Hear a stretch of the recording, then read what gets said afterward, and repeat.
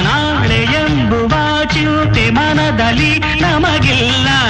ನಿನ್ನೆ ನಡೆದುದ ಮತ್ತೆ ಎಂದಿಗೂ ನೆನೆಯಲ್ಲ.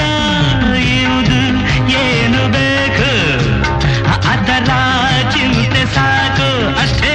ಇಂದು ಏನು ಬೇಕು ಅದರ ಚಿಂತೆ ಸಾಕು.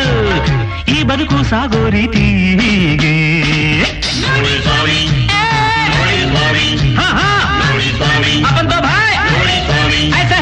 ನೋಡಿ ಸ್ವಾಮಿ ನಾವಿರೋದು ಹೀಗೆ.